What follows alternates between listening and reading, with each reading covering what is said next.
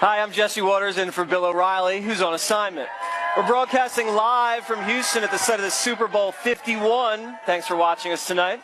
Our top story, anarchy and violence erupting on college campuses as a force to bludgeon free speech. Last night at New York University, 11 people were arrested after protests turned violent. We will not sit back and allow Nazis to have a platform to feel comfortable in order to organize and mobilize towards our extermination. You're not protecting the NYU students here, and I'm disgusted. I'm a professor. How dare you? How dare you? Protect neo-Nazis.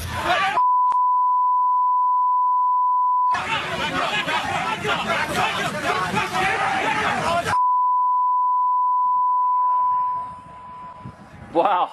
The protesters didn't want anti-PC comedian Gavin McInnes to speak at a college Republican event. The chaos at NYU comes on the heels of the riot at Berkeley on Wednesday, where protesters tried to silence conservative activist Milo Yiannopoulos. Liberals so far have been at a loss to explain the point behind these protests, with some dabbling in conspiracy theories. Those people were not Berkeley students. Those were outsiders, agitators. I've never seen them before. There's rumors that they actually were right-wingers. They were part of a kind of a group that were organized and ready to create the kind of tumult and danger you saw that forced the police to cancel the event. To be clear, there is absolutely no evidence that right-wing groups were behind the Berkeley riot. President Donald Trump weighed in on the protest today, tweeting, quote, "Professional anarchists, thugs, and paid protesters are proving the point of the millions of people who voted to make America great again," unquote. Joining us now from Los Angeles, Leo Terrell, a civil rights attorney, and from Boston, Adriana Cohen, a columnist with the Boston Herald.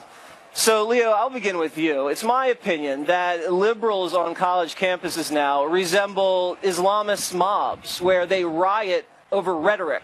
You remember in Iraq and Afghanistan, whenever there was an affront to Islam or Islam was challenged, they'd burn the flag and then riot and break things. Now, on the left, on college campuses, when liberalism is perceived to be under attack, they riot, they burn things, and they hurl expletives and cause complete chaos. Isn't that just childish? No, and Jesse, I'm a little surprised. You know, when you look at a school like Berkeley, which represents the brightest and the best of American college students, these are people who are expressing a disappointment with extreme views on the right. And even people on the right disagree with some of the views that are being put out by the Breitbart editor. My point is simply this. This is a voting bloc that we're talking about. These are people at Berkeley that are going to be voting in the midterm election, and they cannot be ignored. They're not the professional protesters that you want to characterize them. These are students at those schools who articulate a viewpoint. Yes. Leo, you said that they're expressing disappointment. Now, when I express disappointment, maybe I shrug my shoulders or I complain a little bit. I don't throw things through windows of private property. And another thing, I don't know if all these people are going to be voting because the other mob that came out after the election that was rioting and protesting and burning things on the West Coast, half of them never even voted in the general. So I don't see these people as engaged voters. I just see them as rabble-rousers. Adriana, you would have to admit that the more the left goes crazy like this, that Donald Trump comes out looking reasonable and mature. Yeah, absolutely, because we know that all of Donald Trump's supporters, value the Constitution and our right to free speech. And we see our basic civil liberties, our right to free speech being trampled on college campuses all across this country. And it's so dangerous. And we've been seeing this trend for over 10 years now, but now it's actually gotten so violent. I mean, if you look at the riots that took place at Berkeley, there was $100,000 worth of damage and windows smashed, things set on fire. These are criminals.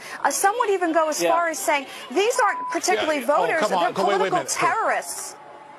Okay, let's draw a distinction between criminals and students, people expressing their First Amendment right. I am not going to condone the violence, but you're not going to sit there and broad stroke that everyone who are protesting against Donald Trump, they're wrong. Everybody who supports Donald Trump is right. That's a tremendous broad stroking, and I think you're disingenuous in that position. It's very wrong. No, not at. Look, I support peaceful protests. That's allowed per the Constitution. But when you vandalize a building, that's a criminal act. So you are you're going to be charged with criminal charges. Arson is a criminal charge. So these are not peaceful protesters. These are thugs and criminals who belong in jail. Leo. And they should So, also Leo, pay for damages. The Hold on a second, Leo. Let me $100,000 get in here. damages. Leo, let me just say something. It's very hard to come out as a leftist and say that Trump is this rude guy who's prone to violence and then act yourself rude and engage in violence during the protests. It doesn't serve your interests. Jesse, let me look at the broad stroking that you and Andrea is pointing out. First of all, college campuses, all liberals. Well, you know what? It's funny. Your Fox colleague, Greg Gutfeld, came from Berkeley as well. And my point is simply this, that nothing, the argument of these college campuses and these youth expressing a viewpoint, what is wrong with that? Trump has to worry about a blowback at the midterm election. Wait a second. You know what's wrong with it? When you're throwing things through buildings and you're lighting things on fire. I'm not going to condone the violence. If I was a citizen in Berkeley and my store got crashed into by some radical, I'd be pretty angry. And politics is about persuasion. I don't think people are persuading other people if they're holding up airport lines at JFK or LAX or torching someone's limousine like they did in the D.C. inauguration. That's not necessarily getting people to come to your side.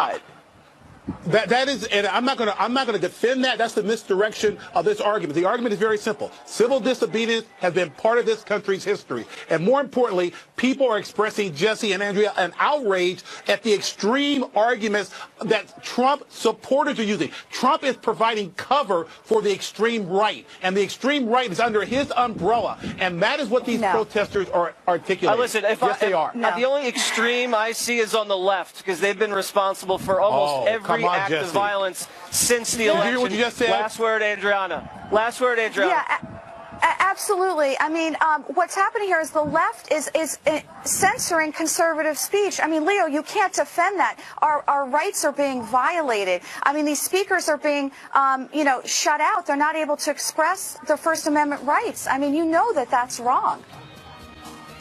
I agree, it's all wrong, about open discussion, especially at a place like Berkeley. Well, in this case, they are, because we can see the video evidence. Greg Gutfeld went to Adriana, Berkeley. thank you very much. I know. He's the only one that made it out with a head on his shoulders. Next on the rundown, we have some breaking news. A federal judge has temporarily blocked President Trump's controversial travel ban. We'll have the details when we come right back. In the Impact segment tonight, we have breaking news. A federal judge in Seattle has temporarily blocked President Trump's controversial order barring nationals from 7 Muslim-majority countries from entering the United States for 90 days. U.S. District Judge James Robart put the travel ban on hold until more proceedings could take place, ruling that the states that sued to block the order were likely to win. By the way, the judge was appointed by President George W. Bush. Joining us now from Seattle to explain further is Dan Springer, Fox News correspondent. So tell us what's going on here, Dan. Yeah. Well, Jesse, this is a total victory for those opponents of this Trump travel ban. This goes into effect immediately and affects the entire country. So what that means is if somebody is over in Afghanistan or Iraq and they've got a ticket and a visa to come to the United States, they can get on that plane and they're not supposed to be stopped by the administration officials or anybody with immigration here in the United States. So it's a nationwide. We've had other challenges in Michigan and in Boston and Virginia, but this is the first one where the ruling applies nationally. The Trump administration, the Justice Department lawyer argued that Trump was well within his rights as the president to affect these immigration changes, but the attorney for the state of Washington argued that this was not about keeping Americans safe, but really about religious discrimination, and Judge Robart decided that on the merits of the case, that the Washington Attorney General would likely win, and so he did issue this temporary restraining order. What we don't know is whether the Trump administration will file an appeal and try to block this with an injunction. Jesse? Yeah, I'm sure they will. And you would probably see a flow of people coming from these nations once this thing is stopped. I mean, this is just going to open up the floodgates until they make an appeal and they get this blockade up and running again. Wouldn't you imagine that? I would. We have not heard from the Trump administration yet about the reaction, but I would expect just what you would, that they would immediately file for an appeal, and then there would be a file for an injunction, and then that would possibly block this temporary restraining order from going into effect, and that would be a legal back and forth between Trump administration. Yeah. So, Dan, this is airtight. This is not something that the Trump administration can ignore completely, because I remember President Obama disregarded some judge's orders with regards to his immigration EOs, executive orders. Is this not something Trump can say, hey, you know what, not going to listen to this judge, we're still going to go on with the blockade? Well, he could, but then he might be in contempt of court. The Attorney General, Bob Ferguson, came out and said that this does mean that the immigration officials, Trump administration, they must follow this. They must honor this ruling because the judge said that it is nationwide, and to ignore it might open them up to contempt charges. Okay, wouldn't be the first time. Dan, thank you very much. Joining us now from Austin, Texas is Nick Adams, the founder of the Foundation for Liberty and American Greatness. And with me here in Houston, Arash Aramesh, an attorney and foreign policy expert. So we had a situation in Paris today where there was a Muslim immigrant, and he came in, I think he'd been in Paris for about a week, and charged some officials at the Louvre, the museum where the Mona Lisa is, with a machete. And he was shot 5 times in the gut, and they're trying to save his life over there in Paris. And he yelled Allah Akbar before he, started slicing and dicing and charging people. I mean, this is just another example, wouldn't you agree, of radical Islam infringing on the West. And I think about 200 people in Paris or in France have died over the last 2 years in terror attacks. I mean, this just makes the case for very strict immigration proceedings. Wouldn't you agree? I love it when conservatives or Trump supporters like yourself start using Europe as an example to try to make an analogy or analogize to things that happen here in America. Let's talk about America. Let's talk about what has not happened on U.S. soil since 1975. There are 7 countries on the ban list: Iran, Iraq, Syria, Yemen, Libya, Sudan, and Somalia. Not a single citizen of those countries has killed an American on U.S. soil. And you know what? Since 1975. And you know what? Guess what? You know what? We want to keep it that way. And let's do it. Absolutely. And you know what? That means something's working, and we have to be even tougher. Because if you look at what's happening in Europe, that's basically the next shore. They come here, and then maybe they come here next. It's tougher to come to America and we saw what happened than go to Europe, when the refugees flowed over to Europe, and there was no restrictions at all. They were coming over willy-nilly, and there's carnage on the streets. And what the Trump administration is saying is that let's just get tougher so what's happening in Europe doesn't happen here. Nick, let me get you in here. I mean, this guy, I don't know how you could prevent this guy from coming over. I think he was Egyptian, came over through the UAE at some point on a plane. I don't know if he had a radical background or not, but, these are the types of people that this extreme vetting is trying to check. Now, maybe he had a crazy social media, Facebook situation, who knows? But this is a prime example of a bad guy that needs to be kept in the Middle East and out of the West. Jesse, the simple fact is that every country has the right to determine who comes to their country and the circumstances under which they come. Nobody who values the security and the safety of Americans, of our families, of our communities, should object to President Trump's executive order.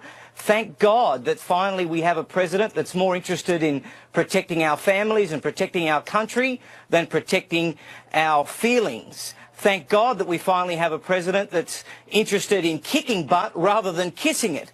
And thank God we have a president that is really not following the edicts of political correctness, a noodle-armed, vacuous ideology that was delivering us at the knees of these radical elements of Islam that have stated that their intention is to destroy America, destroy Israel, and destroy our way of life.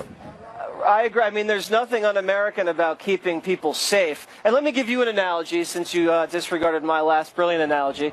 Say you're having a party in the neighborhood, and you've been having these parties, and a bunch of students from North High School keep coming to the party, keep showing up, keep drinking the booze and keep starting fights with everybody at the party. And this happens weekend after weekend after weekend. After a while, when North High School comes knocking at the door to try to come to the next party, I'm saying, hey, where are you from? Are you from North High School? Sorry, door's closed. Can't come in.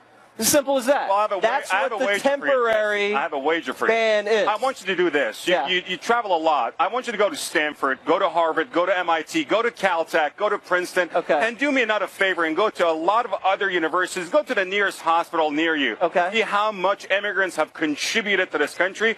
3 examples. A PhD student at Stanford was detained at JFK. I'm not trying to say I don't want immigrants to come into the country, but I'm not going to shed tears. Listen, I'm not going to shed tears that some Iranian genius can't get into Harvard for an extra month. Okay, I'd rather keep the country safe, and I think that's what the point is with this temporary ban. Speaking of feelings, what Trump has done, Mr. Adams, by the way, this is just trying to appease the feelings of some of the most extremist people in his own base. There are no facts supporting what he's done. There's no evidence you got to listen say that. to the NSA, to the FBI, to the directors of the CIA, real quick respond, and a 20 Republican seconds. judge. Let him get in. Real quick, respond, Nick. President Trump, keep going. We've got your back. We're there for you. Keep us safe. Smash radical Islam. Protect the West. Protect Christianity. We're with you. All right. Thank you guys very much. I appreciate it.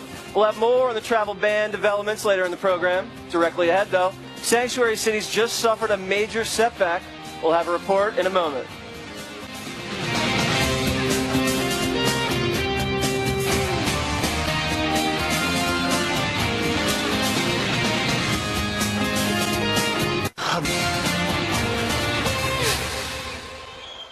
In the Factor follow-up segment tonight, sanctuary cities on the ropes. Today in Texas, a bill that would strip funds from sanctuary cities advanced in the state Senate. Yesterday on the Factor, Texas Governor Greg Abbott explained why he had already cut off money to Travis County, which includes Austin. So even though ICE may ask for a detention, a hold, Sheriff Hernandez says, I'm not going to hold criminals that the Homeland Security might want incarcerated. I'm going to release them. Is that what the woman is doing? That's exactly right, Bill. And even if these people have had a past record of armed robbery, a criminal record of working with the Mexican drug cartels, regardless of what type of heavy-duty crime, except for 3 exceptions that she listed, she will let these people loose on the streets in the state of Texas and across America. I will not allow it. Joining us now from Chicago, Steve Cortez, a Fox News contributor, and from Fort Worth, Texas, immigration attorney Francisco Hernandez. Hi, so, Francisco, how are you? Why do Democrats seem so intent on protecting criminals? Can you explain that? Well, I don't know that anybody's is intent on protecting criminals. Look, the Texas bill just barely made it past the Senate. And pick the criminals up. There is no, but okay. Look, bottom line. That's what this is the bottom line. City does. It protects the federal criminals. There is no such thing as a sanctuary city. It's a political phantom. Everybody's scared of it. Nobody can see it, and you can't touch it. I can name a half dozen sanctuary cities right now. San Francisco, are you telling me the federal government? Cambridge. Are you telling me the federal government? I mean, the list goes long and long. From a city. I know. Let me finish what I'm saying. The cities don't need to cooperate with the federal government. The federal government, Homeland Security, can go pick up in any jail, any prison, anywhere in the country and take people out. They don't need cooperation from the cities. If they know that there's an illegal immigrant that's being detained there, so they don't know because the locals don't alert them. They just take them. They open the door, they can if they want to. We do it they're not every cooperating. day. All right. We do it every day with drug dealers. Steve, we do it every day with Francisco ATF says that agency. sanctuary cities are an illusion. Hold on a second, Francisco. Steve, you heard your compadre there say sanctuary cities are an illusion. Is that true? They're not an illusion. And by the way, very sadly, ask the family of Kate Steinle if they're an illusion, and they will tell you no, because San Francisco had custody of her murderer for a lesser charge, for a drug charge. They released him despite the fact they defied the federal government. You're wrong. They defied. No, I'm not wrong. Let me talk. Let me talk. They defied ICE, who had a detainer, to deport him back. He's been deported 5 times previously. Instead, they released him to the streets of San Francisco, and weeks later, he murdered Kate Steinle in cold blood. And by the way, I wish there were an isolated case. I wish there were the only awful case I can tell you. I will tell you this, Jesse, as a Latino, as a son of an immigrant, it is demeaning to legal immigrants to treat illegal immigrants the same as legal immigrants. And on top of that, you're on the boat, pull up the ladder. When you're not supposed to be here in the first place, and then on top of that, you commit a crime, you need to be gone yesterday. Donald Trump is bringing sense to this country. Right. You're right. And Francisco, Francisco. Yes. Hold on, Steve. Let me just give Francisco an example here. I think this might enlighten him. One of the problems with sanctuary cities is that it attracts illegal alien criminals because they know they'll be taken care of and given protection. For instance, when you were underage, let me finish. When you were underage and you liked to drink and it was illegal, you went over to your friend's house whose parents didn't do anything about it. You know, everybody had those friends' parents that didn't really care, turned a blind eye, and the entire high school went over to that house and got wasted. And, you know, I have daughters now. Bad things could happen. So, you know, maybe I did the same thing, but now I'm not really a fan of it. That's the same thing with sanctuary cities. You know you can get away with stuff, so everybody goes there, and they run wild, and they make it hell for everybody else in the city. It's true. No, it's not. And you know, the guy in San Francisco, he was transferred from Los Angeles to San Francisco with an immigration hold. Homeland Security can take anyone anytime they want. They don't need the No, he was released. Francisco, he was released before ICE got him. Francisco, they can, but often they would have to have ESP. They would have to just figure out that he's there because local law enforcement knew he was there. is not He had an immigration hold. They knew he was there. They knew he was there. And they released him They didn't know that he was being they released. Came to get him. Listen, Francisco, you got to listen. The left loves communication. You guys love to talk. You love every bureaucrat working together. But all of a sudden, when it comes to immigration, it's like, oh, yeah, I can't talk to this guy. You know, you got to follow what the IRS wants, but you don't want to follow what the DHS wants. You can't have it both ways. Guys, I got to run. Plenty more ahead as the factor moves along this evening. The Trump administration slapped new sanctions on Iran today. But will they work? Then, friendship for the ages. Pat star quarterback Tom Brady and Donald Trump. Bill O'Reilly and Jim Gray weigh in. We hope you stay tuned for these reports. What super In the Unresolved Problems segment tonight, getting tough on Iran. President Trump has been a fierce critic of the Obama administration's landmark nuclear deal with Iran. And perhaps the cleanest break yet from Obama's Iran policy, the Trump administration today ordered sanctions against more than 24 people and companies for their apparent role in supporting Iran's ballistic missile program. I think today's sanctions really represent a very, very strong stand against the actions that Iran has been taking and make it very clear that the deal that they struck previously was not in the best interest of this country, and that President Trump is going to do everything he can to make sure that Iran has stayed in check. Joining us now from Washington, Michael Rubin, a resident scholar at the American Enterprise Institute, and Marie Harf, former State Department spokesperson and Fox News contributor. But before we get to the Iran sanctions, we just want to get your take on the latest developments just a short time ago on President Trump's travel ban, as we mentioned earlier.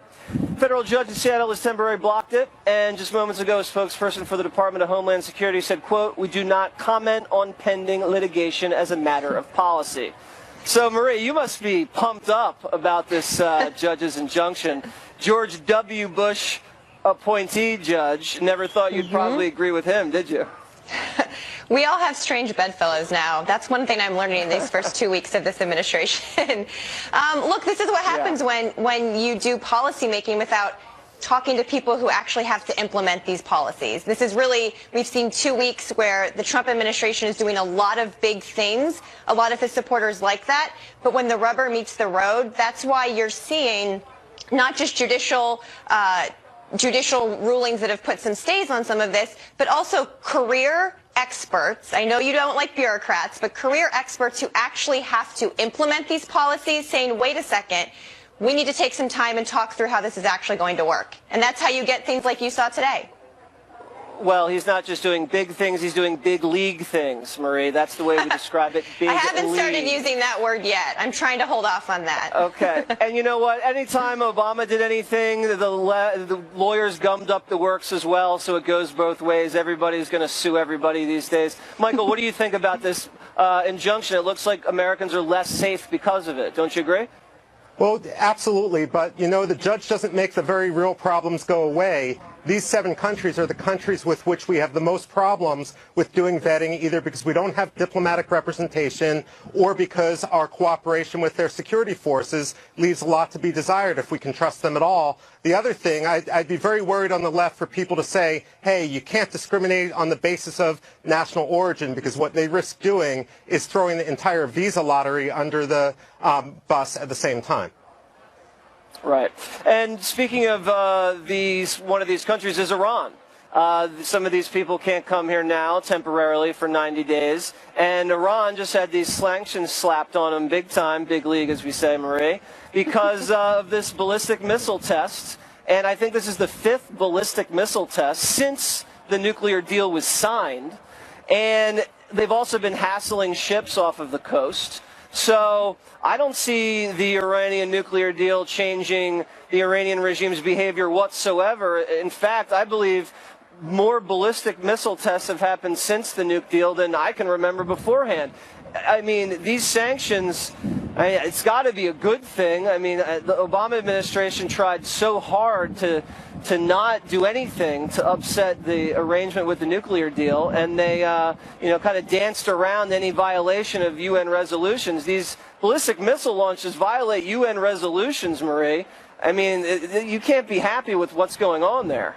Well, I would say 2 things. First, that the Obama administration put additional sanctions on Iran after it tested ballistic missiles. The sanctions the Trump administration put on today are actually very similar to the exact same kind of sanctions we did, including after the nuclear deal. We said we were going to keep sanctioning them, and we did. Marie, I would have linked the ballistic missile tests to the Iran deal. I don't know why they kept that separate. You never would have gotten a nuclear why was deal. That separate? You never would have gotten a nuclear deal. Oh, so you had to have such a soft deal in order to get them to sign it? That's not a good deal. We judged that the most immediate threat, and I think most of us can agree, is if Iran could put a nuclear warhead onto one of those ballistic missiles. Today, because of the deal, they can't. Because of the deal, their nuclear program is a shadow of what it was, and they cannot develop a weapon today. That's a fact. It's not that they can't. It's that we trust that they won't. Not at all. The missiles, That's not true. The ballistic missile that they just tested is capable of carrying a nuclear warhead. But they're not capable of making a nuclear warhead. They are not capable of making a nuclear warhead today. Missile. Right now, but they can still put it on the missile that they just launched. Michael, we just gave this country $150 billion. Now they're launching ballistic missiles and hassling sailors. They've now unveiled a secret underground missile bunker. I mean, this doesn't seem like a regime that understands that America is fed up with this under this current administration. You believe what Trump said today in his tweet, that they're going to have to pay a price? You believe that that's going to be backed up? Well, absolutely. It's important to speak softly and carry a big stick. It's important to restore deterrence. What we shouldn't be doing is speaking softly and waving our hands in surrender. If the deal is working, these missile tests, and there's been 10 of them, by the way, showed just how porous, how full of loopholes this deal was. But the fact of the matter is we don't have full inspections. Iran hasn't ratified the additional framework of the Nuclear Non-Proliferation Treaty. This deal is a disaster. All right, and I talked to Sean Spicer a little while ago, and he told me that Trump is looking into tearing up the deal, hasn't decided whether to do it yet, but that's on the table. Guys, thank you very much. Straight ahead, Bill talks to sports analyst Jim Gray about the special friendship Pat star Tom Brady has with President Trump. Moments away. You could spend days weeding through financial documents to refinance your home, or you could push that button, skip the paperwork, and get a mortgage solution in minutes. Lift the burden of getting a home loan with Rocket Mortgage by Quicken Loans. Perfect for Valentine's. The Jewelry Exchange has 2-carat Heart of the Sea pendants, $69, dancing rubies, $79, 3-stone diamond rings, $99, pearl strands or diamond studs, $49. Thousands of gifts guaranteed to appraise for double. The Jewelry Exchange Direct.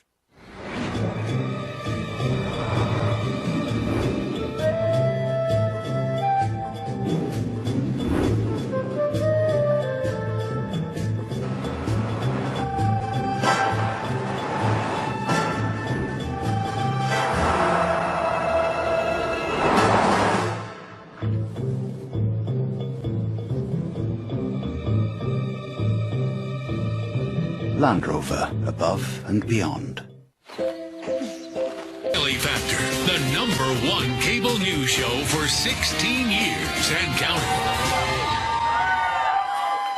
Thanks for staying with us. I'm Jesse Waters in Houston, filling in for Bill O'Reilly, who's on assignment. At this hour, Houston is the epicenter of the sports world. The Super Bowl will be played here in just 2 days, and the face-off between the Patriots and the Falcons should be epic. Yesterday, Bill spoke with sportscaster extraordinaire and Fox News contributor Jim Gray about the big contest. So, Gray, you're going to call a game on Westwood 1. Handicappers have it pretty close. Do you see it that way? I do. I think it's a very close game, and I think it's going to come down to who has the ball last. Tom Brady said that yesterday when we spoke to him. He believes that it'll turn out just like his past 6 Super Bowls, where the guy or the team that had the ball last basically won the game. All of those Super Bowls have come down to the waning seconds in the last play, and it's the #1 offense against the #1 defense. And when those teams have shot it out before in the Super Bowl, believe it or not, 6 times out of 7 when that's occurred, the #1 defense would. Calling a game for Westwood 1. Thanks for speaking to us. Thank you, Bill. Appreciate it. And just a footnote, we want to remind you to watch Bill's big Super Bowl pregame interview with Donald Trump. It'll be airing on Fox around 4 p.m. during the pregame show. And even more of that interview will air right here on The Factor on Monday and Tuesday. And when we come right back, are the Democrats now the party of obstruction? We'll debate it after these brief messages.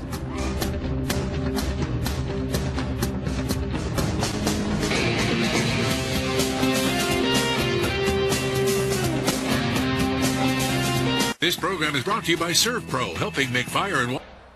In the back of the book segment tonight, the Democratic freakout over Donald Trump. The party of Pelosi is trying to block every initiative President Trump wants to institute, but will that backfire? Joining us now from Washington, Kelly Riddell, a Washington Times columnist, and from New York, Jeannie Zaino, a political science professor from Iona College. So, Jeannie, it's more than obstruction, it seems to me. It's more of just abdicating their responsibilities. You have people not going to the inauguration, boycotting it. They're not showing up for votes, not showing up for hearings. They're doing everything they can to delegitimize the president. They're coming out against the Supreme Court nominee before they even know who it is, trying to stop them in their tracks. Now they're planning on borking this guy. It gets to a point where they're just not doing their job. And after years and years of saying the Republicans are the party of no, now the Democrats are doing the exact same thing, but it seems like even worse. Well, I would politely disagree. I don't see it as them being obstructionist. I actually see it as them doing their job. If you look at the latest polls, the president is doing many things that the American public, and Democrats in particular, find to be wildly unpopular and un-American and unconstitutional. So the Democrats, well, for instance, instituting the ban on 7 predominantly Muslim countries, for example. That is something that Jeannie, about that 60% of Americans the majority disagree of the with. people agree with. No, according to the latest Rasmussen poll, 57% of likely voters agree with the temporary travel ban. According to the latest Kelly, Gallup poll, about 60% disagree. Okay, well, listen, you know what the polls said at the election? They were all wrong, so let's throw the polls away.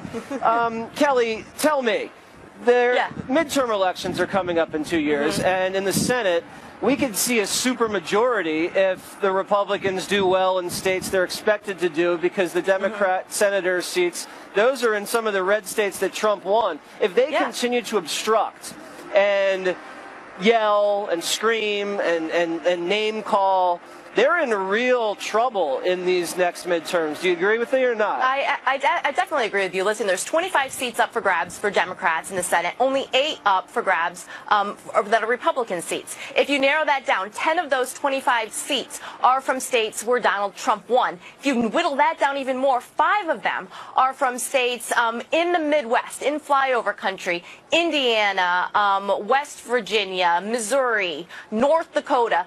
places where Pelosi politics, Keith Ellison, the progressive left, Bernie Sanders and Elizabeth Warren, that type of policies just aren't palatable. These are places that need jobs returned to them. They want their national security insured, and they voted for Donald Trump because of these reasons. They want job growth, they want the economy back on track, and they want to be protected. And if Democrats don't get on board with infrastructure spend, if they don't get on board with Trump's agenda, then they'll be held liable. No, there's a lot of things I think the Democrats can get on board with. And, you know, you have infrastructure, you have health care, you have trade. But, Ginny, let me ask you something.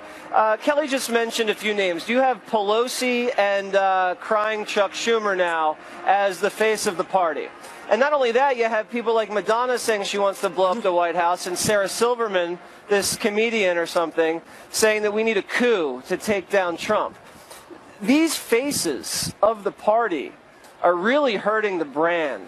And the more and more you have these radicals out there as the face of the party, the middle of the country, especially in the Rust Belt, the states that Trump stole away from the Democrats, I mean, they're at real risk of creating a real fissure in the party and doing extreme damage to the brand. Well, you know, the face of the Democratic Party to me, and I am not a Democratic operative by any stretch of the imagination, but the face of the Democratic Party are also the millions of women and men that you saw out there marching the Saturday after the inauguration day. And those were very peaceful marches for issues that many people care about. Listen, I agree, and there were so many women out there, and it was a great sight to see, but the people on stage, the face of it, the people that had all the TV cameras on them saying things like Trump is Hitler, that's not good. No, I agree with you, that's not good, but I would also suggest that the Democratic Party, I agree, it has a ways to grow, and that's absolutely true. But, you know, it is coming up from the bottom, whereas the Republican Party seems to be coming from the top down at this point. You see the Democratic Party in the position of growing from the bottom up, and that is a good place for a party to be. I don't think it's a top-down, bottom-up issue. I think it's an issue of people obstructing and not reaching across the aisle. I think that's what the country wants. Guys, thank you very much. Up next, we'll be right back from Houston to preview a major television event involving Bill O'Reilly. You don't want to miss this. Upcoming.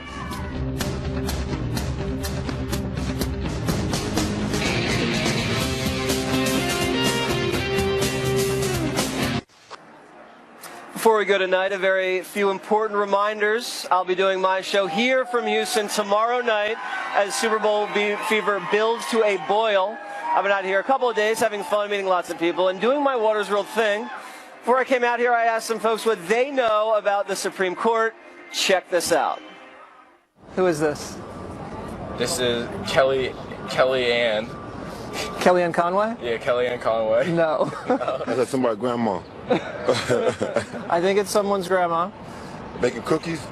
I don't know who that is, man. Not Mrs. Fields. He doesn't look dangerous. Do I look dangerous? No, you're fine.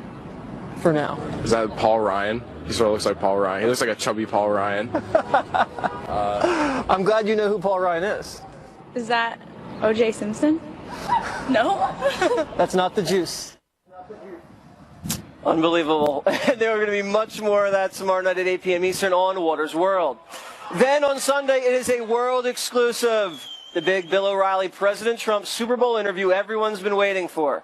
It's airing at 4 p.m. Eastern on Fox during the pregame show. Grab a huge plate of nachos or a bowl of guacamole. Watch it live or set your DVRs. Tell your friends about it. It's going to be one for the books. And if that's not enough, there will be even more of the O'Reilly-Trump interview airing on The Factor on Monday and Tuesday night at 8 p.m. Eastern Time. Nothing will be off the table, so you really don't want to miss it. Again, thanks for watching tonight. I'm Jesse Waters in for Bill O'Reilly, reporting from Houston. And please remember, I'm Waters, and this is my world.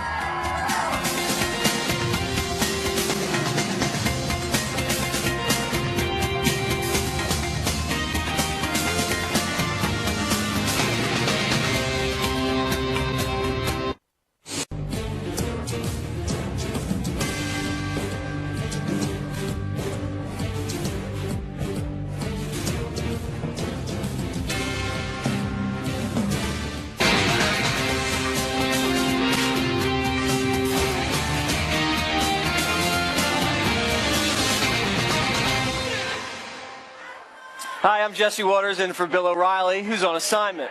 We're broadcasting live from Houston at the site of the Super Bowl 51. Thanks for watching us tonight. Our top story, anarchy and violence erupting on college campuses as a force to bludgeon free speech. Last night at New York University, 11 people were arrested after protests turned violent. We will not sit back and allow Nazis to have a platform to feel comfortable in order to organize and mobilize towards our extermination. You're not protecting the NYU students here, and I'm disgusted. I'm a professor. How dare you? How dare you? Protect neo-Nazis.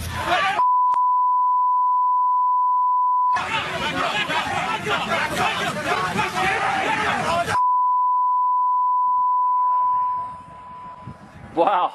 The protesters didn't want anti-PC comedian Gavin McInnes to speak at a college Republican event.